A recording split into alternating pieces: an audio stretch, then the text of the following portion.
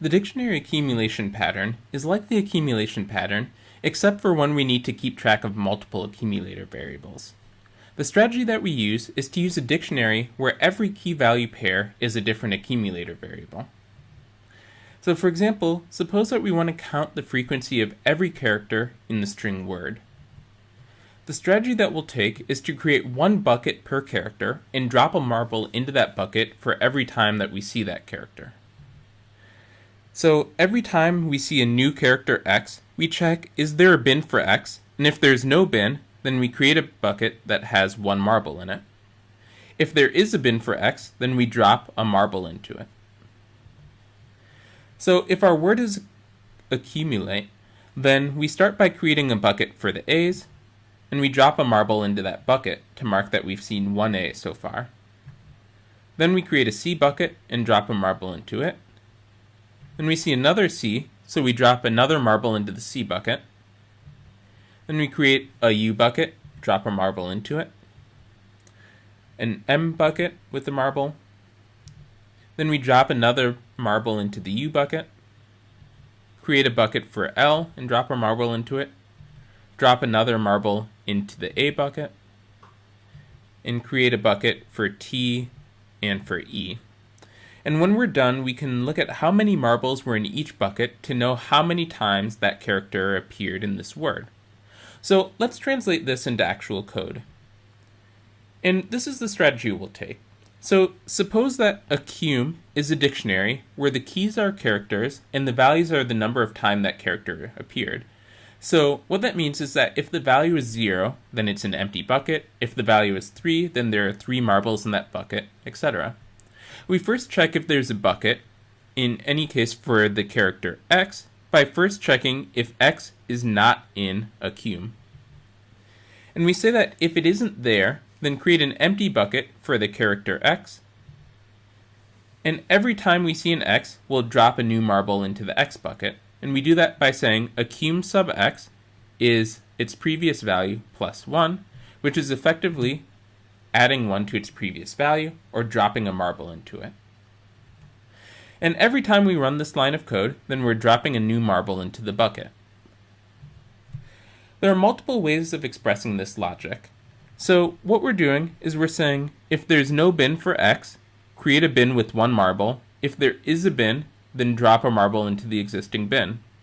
So in this code, this line of code says create a bucket that has 0 marbles if we don't have a bucket for X, and then this line of code drops a marble into that bucket. So if there's no bin for X in the first place, then we first create a bucket and immediately drop a marble into it. If there is a bucket for X, then we just drop a marble into that previous bucket.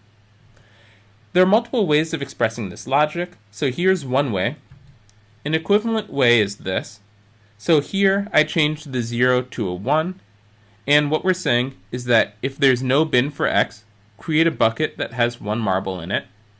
And now since this is under an else and only runs if there's a bucket already, then this is only going to run in the case where there's already a bin for X. This code is equivalent, but it's just swapping the if and else from the previous version to say that if there is a bucket for X, then drop a marble to it. And if there isn't a bucket, then create a bucket with value 1.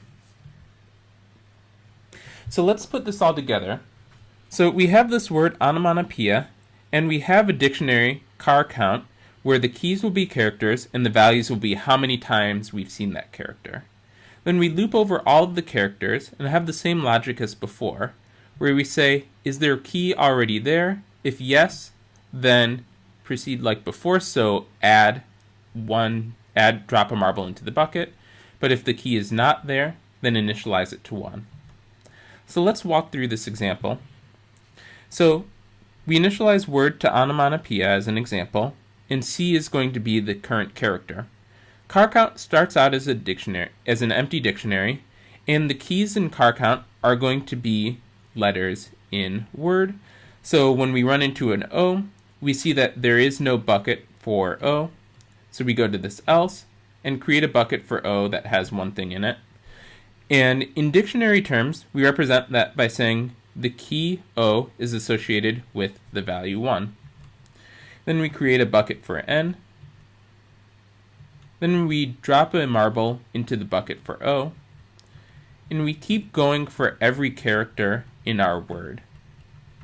So we're creating new buckets, we're dropping marbles into existing buckets, and by the time that our for loop is finished running, then car count is going to be a dictionary where all of the keys are characters in Word, and all of the values are the number of times that that character appears. So by the time that this finishes running, then we can say there are 2 A's in onomatopoeia, 1 E in onomatopoeia, 1 I, 1 M, and 4 O's, and so on, by looking at the key value pairs in car count. So dictionary accumulation follows the accumulation pattern for when we need to accumulate multiple things. And the strategy that we use for dictionary accumulation is to start out our accumulator variable as an empty dictionary and then use every different key value pair in our dictionary to track a different accumulator variable.